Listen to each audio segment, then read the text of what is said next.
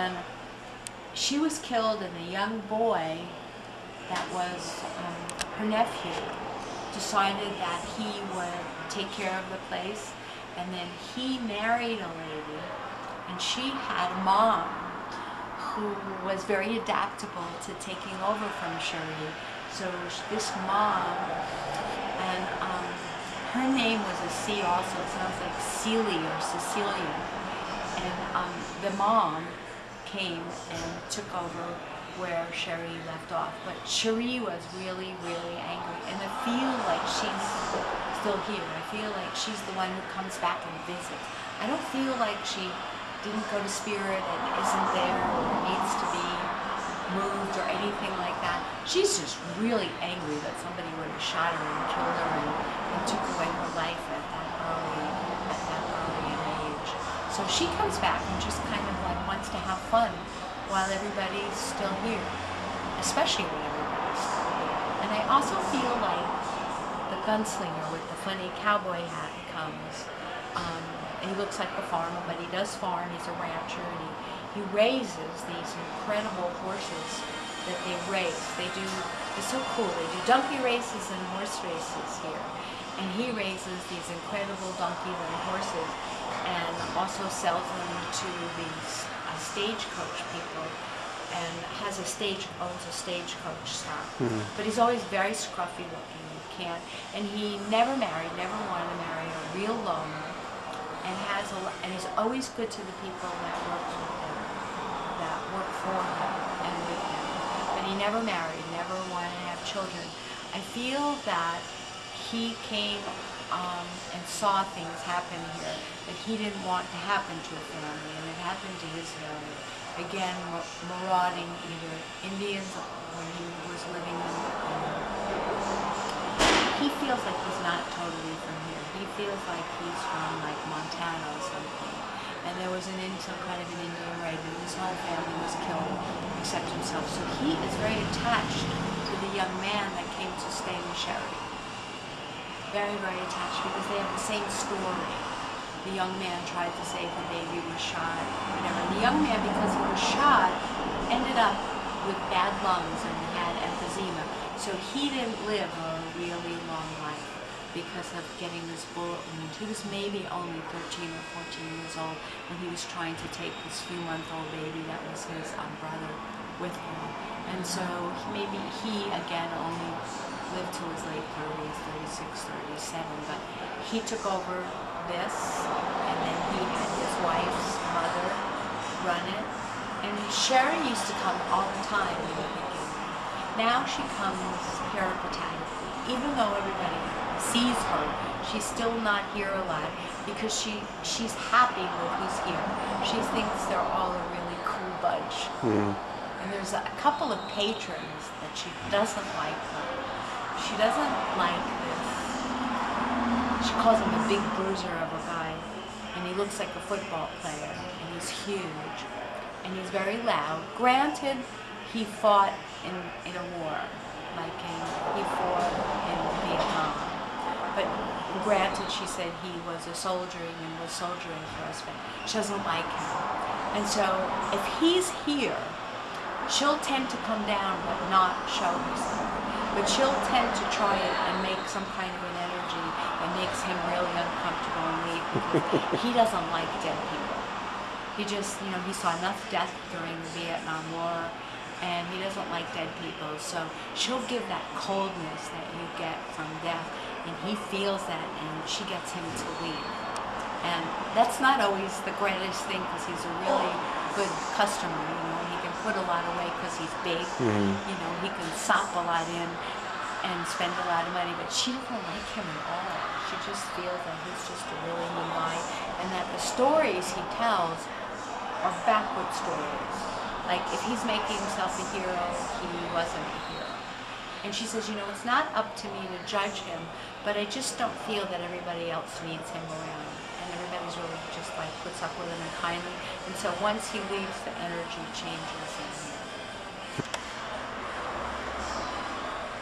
Cherie loved a man very, very deeply. His name was John. And one of the things that happened with Judd was he didn't want to settle down anymore.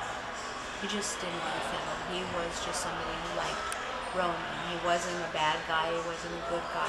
He was just a really nice guy. She loved him very much, and he loved her. And they fathered 2 children. And so Sherry had 2 daughters.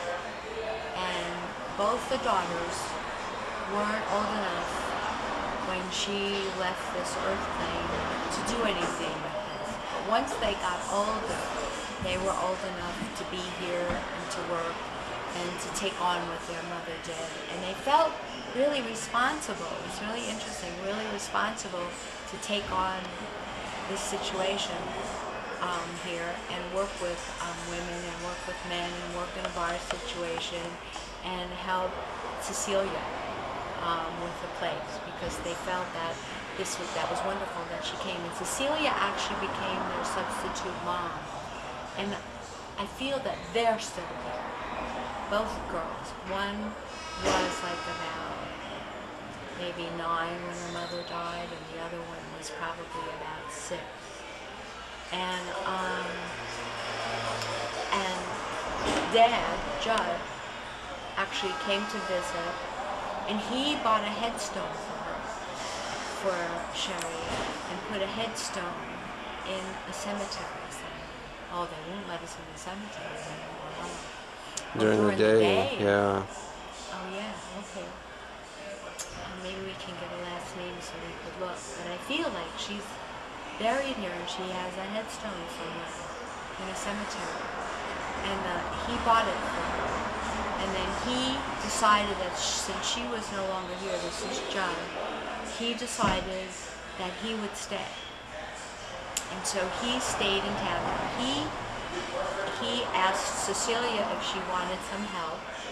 And so he came in and he did all kinds of repairs and fixing, bouncing, bartending, anything that Cecilia needed. And so he lived on the premises, because there was, behind here, there were like 4 little casitas. They didn't have any cooking facilities or anything and whatever, but there were 4 little casitas back here.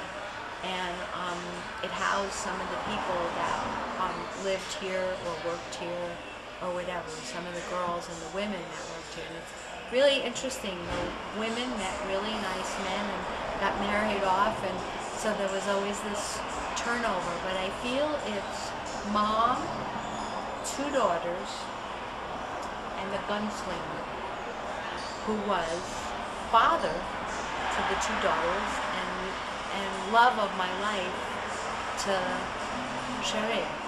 And I feel that their connection here is so great that they didn't have enough time on the earth plane together here, so they come back here and they visit and they stay and they watch over the place. And it's interesting. My sensing about this place is just that there were some things that went on, maybe not when it was Gooch's or whatever, maybe when it was even earlier or somebody else's, and there were some really heavy-duty things going on here, and nothing ever got out of control because the place was being spiritually watched over. Like it's really like there's lots of spirits in it, not only them, but these 4 are the ones that are here a lot, because they loved each other and they loved the place. Now the 2 younger girls grew up and got married, and they married.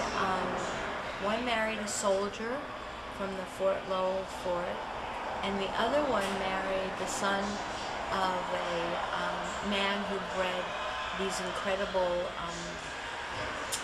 cows and bulls and stuff like that. So it was a rancher here, and she married him, and they stayed in town, and they only kept this as a ladies of the night house until they all got married, and Cecilia didn't need to work anymore.